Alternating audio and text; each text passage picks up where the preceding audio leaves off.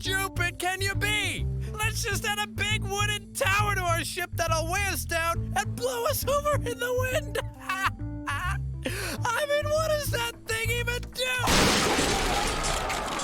Yep, that. Hello everybody, my name is MaxiGame and welcome to OverSimplified, the first Punic War. So I am very excited for this video. It has been like a year, if I remember correctly, since OverSimplified posted the video, and he's posting a popular topic, the Punic Wars. So I am expecting at the end of the first Punic War videos that he's going to do the second Punic War. Okay, so basically the background knowledge, or my knowledge of the Punic Wars, or the first Punic War specifically. So if I remember correctly, the Roman, not empire, I almost said empire, it's not empire, the Roman Empire isn't an empire at this point, Roman Republic. So the Roman Republic expands into Syracuse. So Carthage also has some settlements in Syracuse. So either the client state of Roman Republic attacks the client state of Carthage, and so that brings Roman Republic and Carthage against each other, or Roman Republic directly attacks Carthage client state. That's how far my memory goes. So I can't wait for this to be explained by OverSimplified, and of course to see OverSimplified's humor. Okay, it's been so long and I'm ready. Okay, let's go. This video was made possible by NordVPN. Also, forgot to say there's a second part to this, and I'm going to upload it soon after this one. Click the link below and get an exclusive deal with a huge discount and a 30-day money-back guarantee. Introducing our new, glorious, breathtaking bucket plushie. Limited quantity, available now. He made along one. With some Punic War character pins. Yeah, buy them, classic. or I'll marry your mother. It's your choice. I got Marcellus, you sure have a lot of dignitas. Kiss me. Okay. Hey, Dad. Hi, son. Just reading the newspaper. What can I do for you? Well, you know how you always say Rome is the greatest civilization in the world? Okay. It bloody well is. Well, I was just wondering, what makes us so great? How did we come to be? Wow. Oh, most likely adaptation. The Rome adaptation, good organization, and very well, good adaptation. So good adaptation from other cultures, solid organization, and willingness to basically fight and not give up, at least until its last years.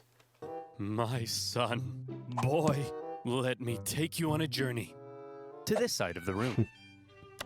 The story of Rome. Warning, tales contained within this type may be partially already. Yeah, that makes sense. Basically, the early history of Rome is semi-mythical. Begins with these beautiful baby boys. Romulus and Remus. She-wolf mommy milkers. That's gross. You're gross. Sorry, son. You're not gross. I love you. They're called Romulus and Remus. Yep. And when they grew up in 753 BC, they founded Rome. They founded Rome. Yep. But there was just one problem.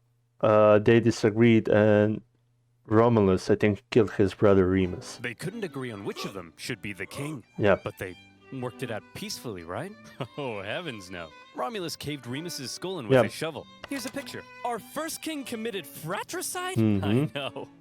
Look at his face. Okay, supposedly Romulus was building a wall, and Remus mocked him at the height of his wall and said he could jump over that wall. So Romulus dared him to jump, Remus jumped the wall, and Romulus killed him. What's the part where we become the greatest civilization, Dad? Well, you see, at first Rome was full of men.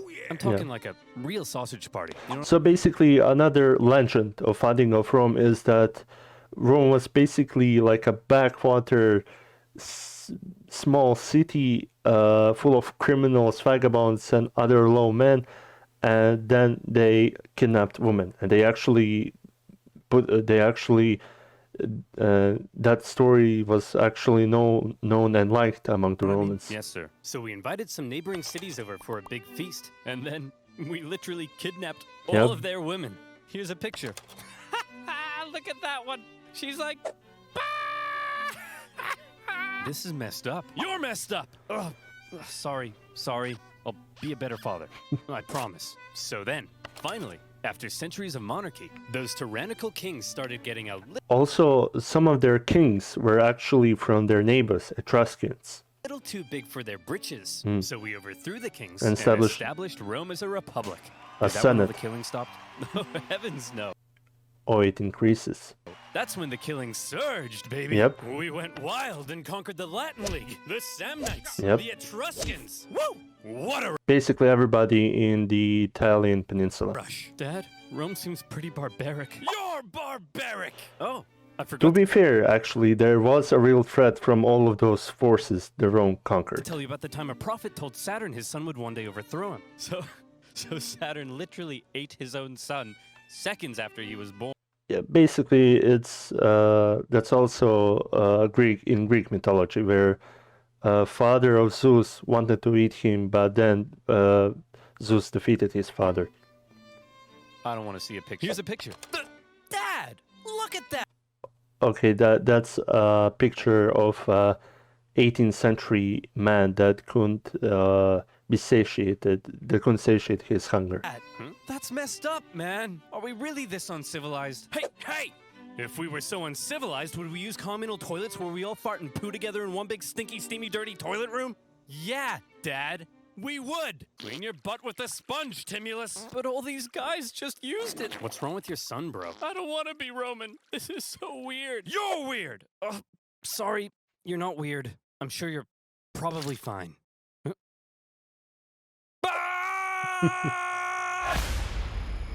Okay, let's go. The Roman Republic. Okay. A nation that, since its foundation, had been stabbing necks all the way down the Italian peninsula. Yep. But this isn't the famous Roman Empire that Not ruled yet. the known world.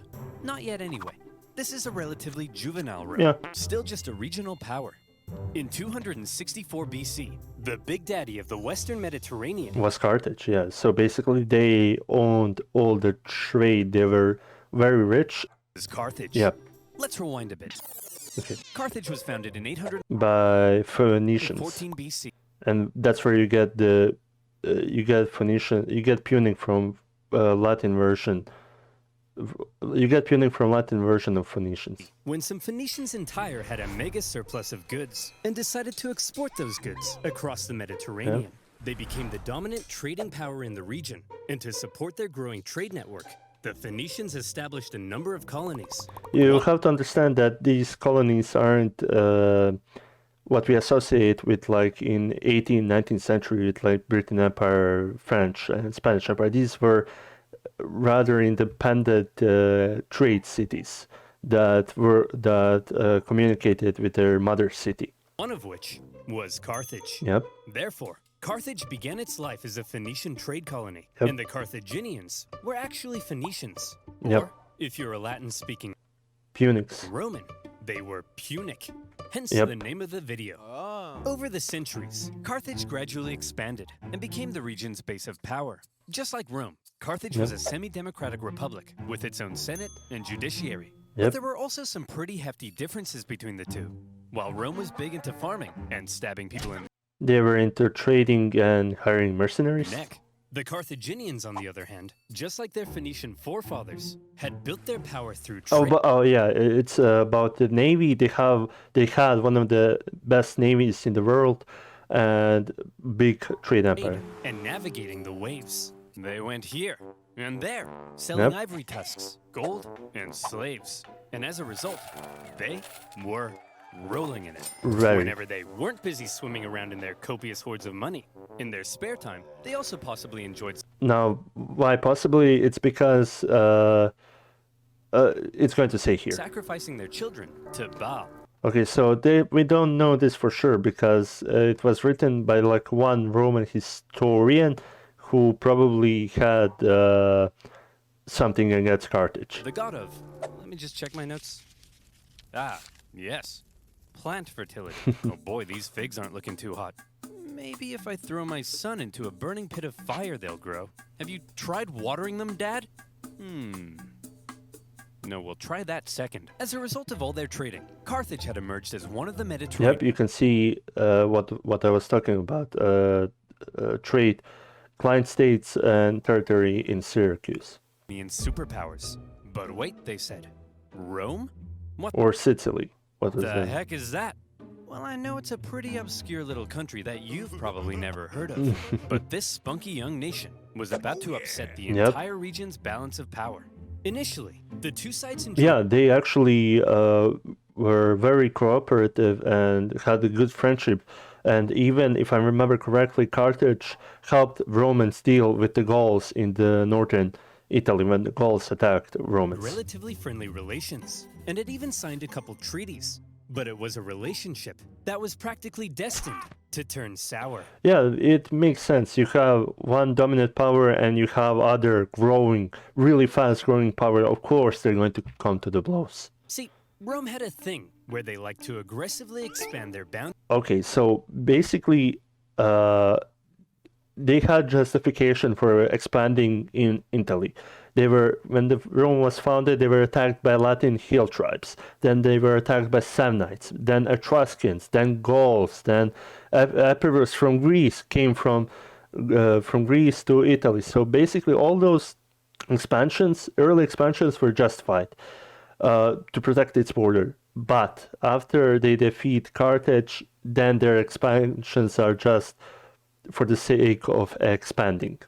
There was no justification. Boundaries, often viewing such expansion as a defensive act. Kinda like when you kill your neighbor, because you knew eventually they would have tried to kill you first. Yep. Meanwhile, Carthage was extremely protective of its wealthy trade network. Yeah. So if you put a very strategically important island between them, well, 2 + 2 equals war. Tensions rose, and the two sides began viewing each other with increasing Let me just disdain. check. Okay, so my mistake. I was referring to whole of the island as Sicily, but Syracuse was actually an important city-state and a province in Sicily, and Carthage had Rome wanted to expand it to Sicily, and Carthage also had their allies in Sicily. The hard-working Romans looked across the water at the money-hungry Carthaginians and said, "Look at those dishonest..." Also, if you wonder why, also in fact, these helmets, actually they don't go down. They're actually built like decoratively like this. Of course, Romans had a huge Greek influence, and this is a Corinthian helmet, but Romans, of course, it is probable that Romans used Corinthians helmets at some point, but they made their own. They made their own helmets with like these engravings here. This doesn't go down. This is just here. Crooks. Bet they've never done an honest day's work in their lives. And the Carthaginians looked back. Yeah, actually, Romans glorified like a simple farming life. Like that made you honest, hardworking, and they probably saw Phoenicians as traders as corrupt, lying, cunning. They would deceive you, and Carthaginians probably saw Romans as probably stupid, as barbaric, simple. Back and said, "Look at those simple-minded brutes. Bet they've never sacrificed a baby in their lives." Yeah. While war between the two superpowers seemed inevitable, the event that finally triggered it was a little unexpected. The whole thing began with a few simple mad lads on a wild night out. Oh yeah, I heard of These this. mad lads are called the Mamertines. They were Italian mercenaries employed by the And they sacked or attacked a town, and Carthage was like, I asked Rome, won't you do something about it? The Rome said no. tyrant of Syracuse. Here. But when he died, his successor said, "Sorry, fellas, we don't need any big burly men with sharp sticks anymore. You can all go home." The Mamertines, as it turned out, didn't want to go home. So instead, they went to the nearby town of Messana and said, "Hey man, we are but poor little buff boys without a home. May we come in?" Aw, poor fellas. Sure thing. Just so long as you promise not to massacre all of us. Why would they do that? We promise. The Mamertines then massacred all of Yep. them. Well, not all of them, just the men. And they stole their homes and families. Ha! This is my house now. This is my best dad ever mug now. And you guys are my new family. Son, wanna go play catch with your old papa? You're not my real dad! Ugh, teenagers. Am I right, dear? You're not my real husband! Ugh, I'm so trapped in this marriage. Then get out! No. Messana was now controlled by the Mamertines, and they began raiding up and down the Syracuse coastline. When the new ruler of Syracuse saw this, he wasn't happy. The Syracusans began fighting back, and in response, the Mamertines said, "Oh crap, they're fighting back? What do we do? Quick, Ask we'll Romans? convince the Carthaginians Oh, the to come and Carthaginians. save us." Oh no! We're in trouble. And we need a big, strong empire to come and rub our bellies. Why are you saying it like that? If I was a big, strong empire, I think I'd like to be seduced. See? It's working. The Carthaginians had long dreamed of controlling all of Sicily. They had been fighting So I got my history wrong. The mercenaries asked Carthage. Syracuse and their Greek influence on the island for centuries. And now, here was a great opportunity to get one over on them. So Carthage promptly answered the Mamertines' cry for help and sent a force And most likely, probably, I don't know history. I don't know much about Punic Wars. The Syracusans asked Romans to help them. to garrison Messana. As it turned out, however, some within the ranks of the Mamertines weren't too happy with the occupying Carthaginians. Oh, so they asked and they Romans. sent out a second cry for help to Rome. When it reached the Roman Senate, they were a little more hesitant.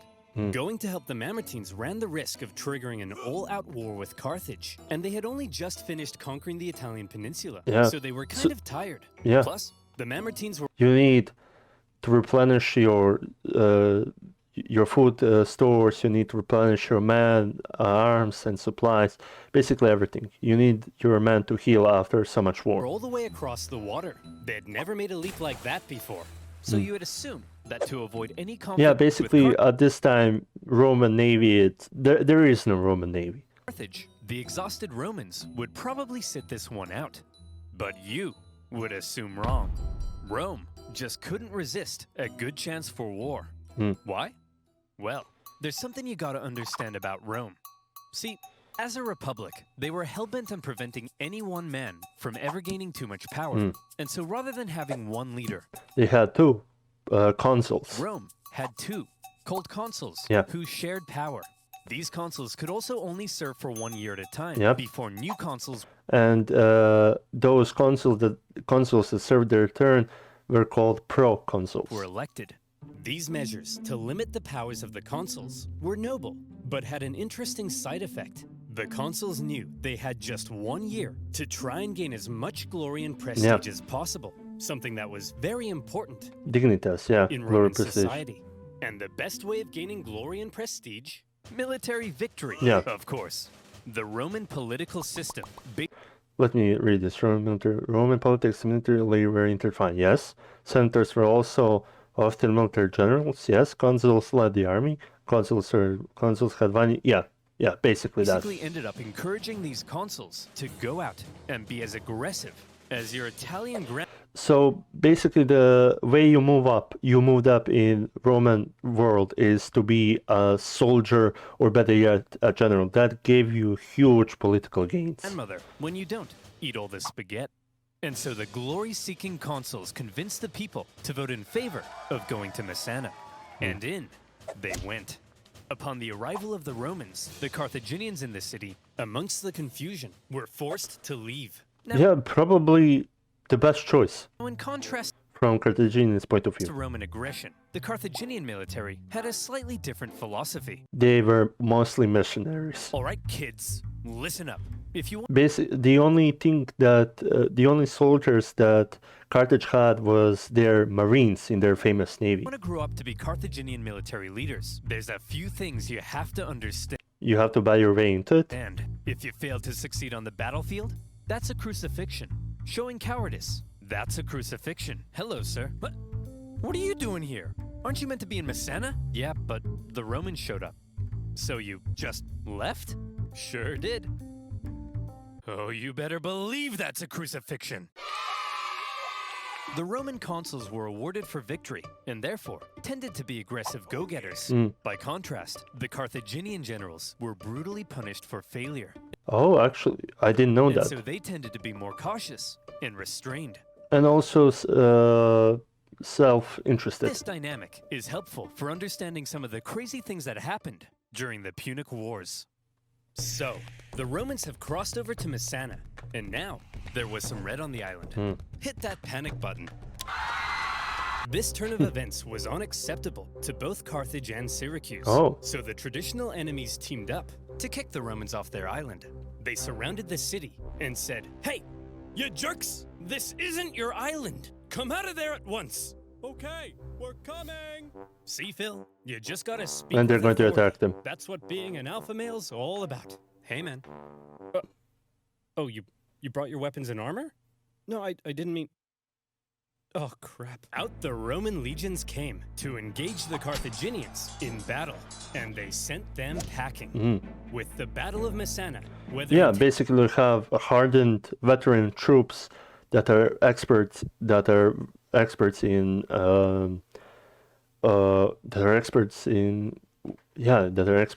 warfare. ended or not, by going to help the Mamertines, the two sides had just slipped into an all-out war. Yeah, the first Punic With War. the initial Roman victory, towns across Sicily, including Syracuse, Fell one by began one. switching allegiance, because being a winner is more fun.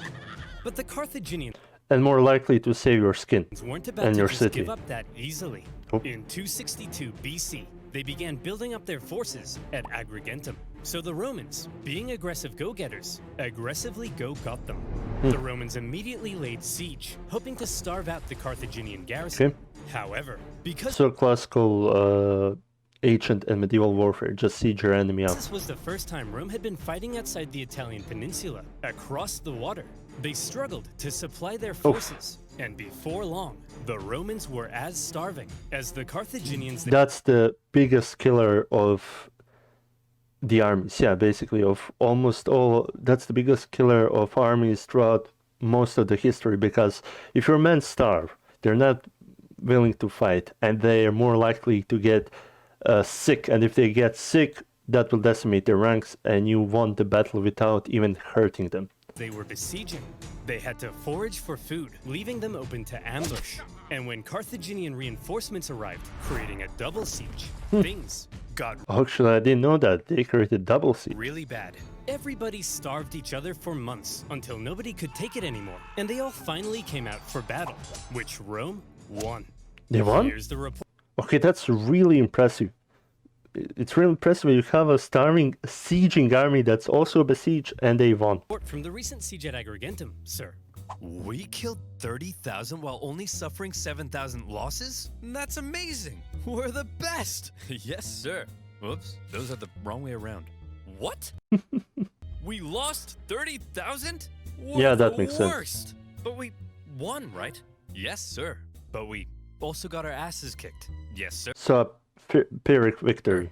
So are we the best or the worst? Yes, sir. The Romans won at Agrigentum because they were aggressive go-getters, and they now began eyeing up the possibility of conquering the entire island. But they also suffered very heavy losses, and it was clear they couldn't sustain a campaign if they couldn't supply their troops. Here's the issue. Sicily was an island. Yeah. makes sense. Islands are surrounded by water. And you need ships to transport that supplies, and Romans had had not many ships, or not much, or not advanced A ships. strong navy would be vital for supplying troops and winning the war. And who has a strong navy? Carthage. Roman doesn't. Here was Carthage's navy, Yep. and here was Rome's. I think you can see the problem. Historians debate just how much naval experience Rome had at this point. Presumably, they must have had something to defend their shoreline. Yeah. But whatever it was, It wasn't matched. It couldn't be matched by. It couldn't be matched. It couldn't stand toe to toe with Carthaginian navy. would have paled in comparison to the Carthaginian juggernaut. And so Rome had to figure out exactly what to do about all this water. Come on, men. We're not gonna let some pansy candy-ass water get in the way of our glorious victory against Carthage. Charge! Tell my kids I love them. We're gonna need a bigger boat. Yeah. What's a boat? I don't know. If the Romans wanted to win this war, So is this the time where I don't know if in the first or the second Punic War the Romans start building their own navy. and obtain Sicily, there was only one thing for them to do. I guess we're just gonna have to go ahead and build ourselves a Yeah. war fleet, aren't we? From scratch? From scratch. Not from scratch, actually. They supposedly there were some Carthaginian ships ashore that they just copied and made into their own, and that's what the Romans were best. They saw the advantages of other cultures and then they integrated those advantages in them. That's one of the things that made Romans unbeatable. For instance, the famous Roman armor, the Roman chainmail armor, was actually came from Gauls. Gauls made those armor. But we don't even know how. Never mind how to fight with one. Don't worry, Hank. We're up to the challenge. Also, a genius thing that Romans did. So basically, in that time, the way you fight in the navy was you either shoot missiles at the other ships or you ram into them, hoping to destroy them. What Romans did, because they were very good in close quarters combat, they built their ships and they had giant planks which they used to board enemy ships and destroy them that way. So they used their strength, so they used their Roman close quarters fighting expertise, and they put them on their navy, the thing they were lacking in. Come on, guys. We're Romans, and Romans aren't afraid of anything. And so, the Romans worked long and hard trying to figure out how on earth you actually build the latest style of warship. In the end, they had a bit of luck on their side. A Carthaginian quinquereme ended up accidentally... Oof. If it was quinquereme, then this is like state of the art at the time navy ships. So they had good thing to copy from. Grounding on Italian soil. The Romans found it and copied the design. While the new fleet was being built, the Romans trained rowers on land. And would you believe it? The Romans put together a full fighting fleet of 120 warships. Very impressive for such a short and massive. Very impressive for such a short span of time. In just 2 months. As I said, very A impressive. staggering feat. Now, I know what you're thinking, but oversimplified. If the Romans can build a war fleet from scratch in 2 months, then why does it take you half a year to make a video? Well, my valued subscriber, I think you should shut up. What the heck? How on earth did the Romans learn how to build a war fleet? This shouldn't be happening. From what I hear, they copied the design from us, sir. Well, how on earth did they get the blueprint, Carl? I don't know, sir.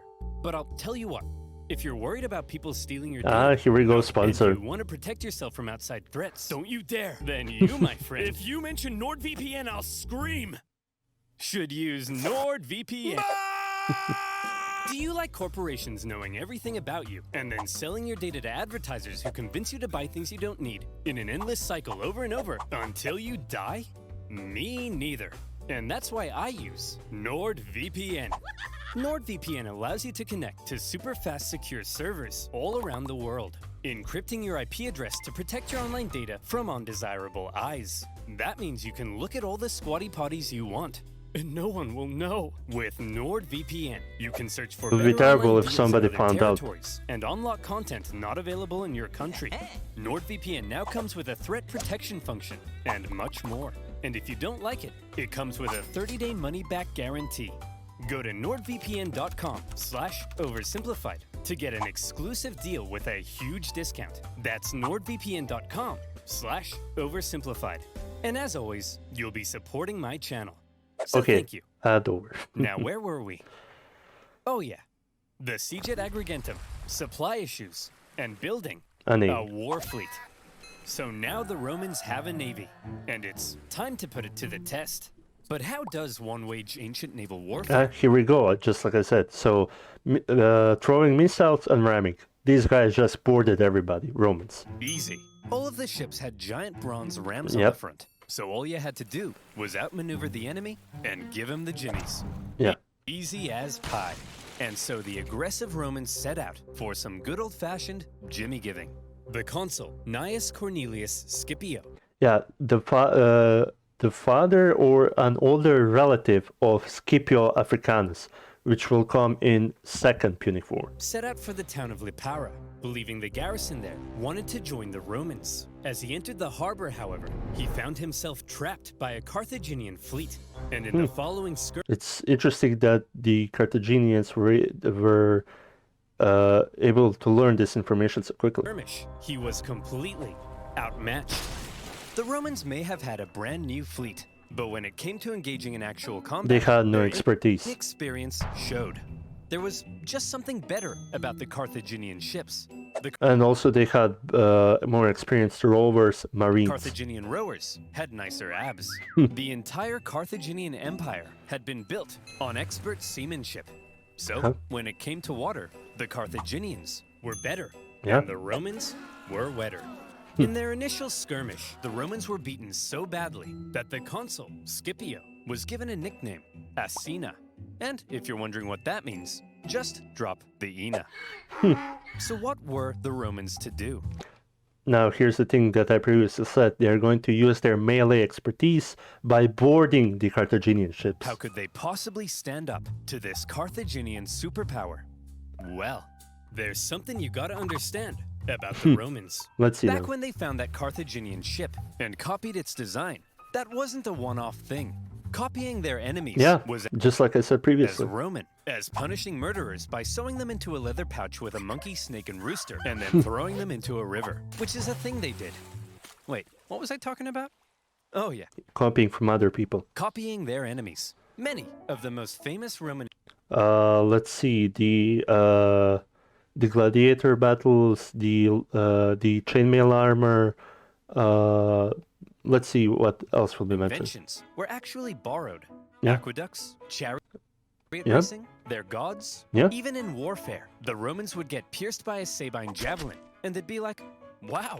They'd get hacked to bits by an Iberian sword, Yeah. and they'd be like, what? And they combined it, and they combined that warfare into basically they throw the spears at the enemy, which will destroy the enemy's shields or force them to abandon their shields, and then they will move up closely with their gladius sword. Wow! And they'd copy the designs for themselves. However, they wouldn't just copy it. They would advance it, Yeah. finding ways to adapt it as perfectly as possible. And in the case of naval warfare, the Romans realized if they wanted to beat the Carthaginians at their own game, they would have to adapt. The Romans excelled at combat Yeah. on land, not on water. But what if, they said, we could somehow turn a sea battle Into a land battle. So they're going to use like huge, they would make like a huge planks or something like into that. a land battle? Sounds crazy, right? Well, they made a couple of tweaks to their Yep. warship. And look, here they come again. They must love getting their asses kicked. Sir? What's that toll thing sticking out of their ships? They really are idiots. Look at that thing. That'll make them blow over. I mean, look at... And that thing rams down, and they board the ship. Get your camera out. Take a picture of it. I mean, how stupid can you be? Let's just add a big wooden tower to our ship that'll weigh us down and blow us over in the wind. I mean, what does that thing even do? Yep, that. The Romans had built a big swinging spiked gangway called the Corvus. So when the Carthaginian ships approached to ram them, the Romans would just slam them. The Carthaginians tried going around. No problem. The Corvus could swivel. Try going behind. The Romans would huddle to the coastline. It was Foolproof. Those big, sexy Carthaginian rowing muscles could flex all they want, but they were no match for the Roman mind. So ladies, you see, what really matters is what's on the inside. Please go out with me. And with that, the Romans, who had only just recently began dabbling in the art of naval combat, thanks to their ingenious chorus, had just managed to outclass the Mediterranean seafaring superpower. The Carthaginians were stunned. Now the And tables have the turned. general in charge of the defeated Carthaginian Hannibal Gisco. fleet? Well, you better believe that's a crucifixion. With their newfound control of the seas, the Romans could now more easily blockade coastal cities And attack the rest of the and supply Sicily. their legions on land. Surely, the Romans were now free to unleash their aggression all over the island. Haha! Hey Carthaginians, what are you gonna do now that we're free to rampage across the island? We're gonna go inside these walls and close this gate. Oh, come on, guys. Stop messing around. Come out so we can kill you. No. Oh, come on. No. Oh, no. To counter the new Roman supremacy, the Carthaginians decided to engage in a defensive war of attrition, forcing the Romans to engage in siege after lengthy siege. The war in Sicily became a long, hard, back-and-forth slug. One by one, cities slowly fell as the Romans gained ground. Occasionally, the Carthaginians countered and even pushed them back, only for the Romans to Cool. rebound again. And whenever a city did finally fall, the Romans could delight in slaughtering the entire population and selling any survivors into slavery. Yeah, basically, if you didn't hand over the city, they would, massacre the populations, sell them into slavery, and steal all the gold. Which was pretty standard procedure at the time. Yeah. In general, the campaign on land was progressing much slower than the Romans had hoped, and quite frankly, they were getting sick of it. So in 256 BC, they decided that something had to change. Hey everyone, my name's Marcus Attilius Regulus, and I'll be one of your consuls for this year. Look, as I'm sure you all know, Sicily's being a bit of a drag. Yeah, Sure, okay. I could go and spend my entire year as consul besieging one single city, but they'll never make a naked statue of me for that. So here's the new plan. I'm gonna skip Sicily Is he going to attack Sardinia? entirely, take my army, and go right Oh, for at the the Carthage, heart of okay. Carthage itself. I'll slaughter the men, enslave all the women and children, and when I return, you'll all build 1,000 naked statues of me. Marcus, that women and children stuff, that seems pretty evil and barbaric. No, Jim, it's perfectly normal in the ancient world. Sometimes we even chop their pets in half. Okay, I didn't know about that. Okay, guys, looks like the Romans are coming straight for us this time. And what will they do when they get here? They'll kill us all. They'll massacre each and every last one of us. They may even chop our pets in half. That's barbaric! No, Rob, it's actually pretty normal for the time. We'd do the same to them. Who'll protect us? Funny you should ask, Mary. That's kind of why I called this meeting. Is it going to be the father of Hannibal, the Hanukar? Who will protect us? Protect our families, our homes, our children. You guys? Ha! Don't make me laugh. Why, you're just a bunch of stupid and weak farmers. Simple. Wouldn't these guys be like merchants and citizens? Minded buffoons. Farmers are outside of the city. Cowards. Fools.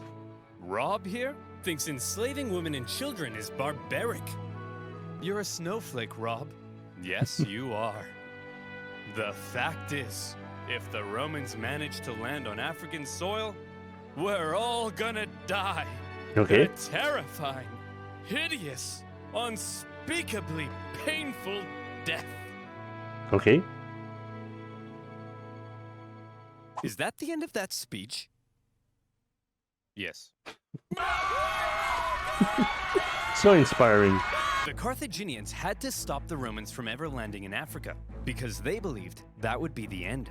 So as the Romans were building an invasion fleet, the size of which the world had never seen before, the Carthaginians were preparing an even bigger one to stop them. Yeah, and this is their famous like shipyard where they could manufacture ships like really fast and efficiently. And in 256 BC, as the Roman invasion fleet made its way south, the stage was set for a humongous battle that saw 680 warships, around 300,000 men, fighting to decide the course of the war. To this day, the Battle of Cape Ignomus remains possibly the largest naval battle in human history, all the way back in ancient times. So the next It's real. That's really time your impressive. granddad tells you about the time he sank And a now you Japanese know. air And now you know why the Punic Wars are so popular and so studied. aircraft carrier. Kick him in the nuts. The Romans had a lot riding on this battle. They weren't No. just sending their warships, but transports as well, Yeah. full of supplies and horses for their invasion of Africa. They therefore formed a protective wedge-like formation to punch through the And if I remember correctly, spoiler alert, Romans are going to lose this battle because the Carthaginians are going to envelop the Roman ships, and this is what the Hannibal will use inland with his troops in the Second Punic War. long, thin Carthaginian line. The Carthaginian generals, however, desperate to prevent the Romans from reaching Africa, had a plan Or if they, I think maybe the Carthaginians will lose this battle, I can't remember correctly. of their But I know that they're going to use like the enveloping tactic. own. As the Roman fleet approached, the Carthaginian center feigned a retreat, Yeah. luring the Romans in so their outstretched flanks could envelop them and get around the Roman corvus. A clever plan. But with such a huge battle and so many ships crowded together, the Carthaginians struggled to maneuver as hoped. And in the chaos, And this is a perfect battleground for Romans. If you have that many ships close, the Romans can just go overboard again and slaughter them. 3 separate battles emerged across the huge battle space. With the number of ships limiting their ability to maneuver, the Carthaginians became sitting ducks, and all the Romans had to do was start swinging. Yeah. The Roman center came out on top, and were then able to turn around and rescue their pinned down flanks. The Battle of Cape Ignomus was a Roman victory. Okay, so my mistake, it was actually a Roman victory, but this tactic will be used by Hannibal later, and successfully. Okay. Well, this was an interesting video.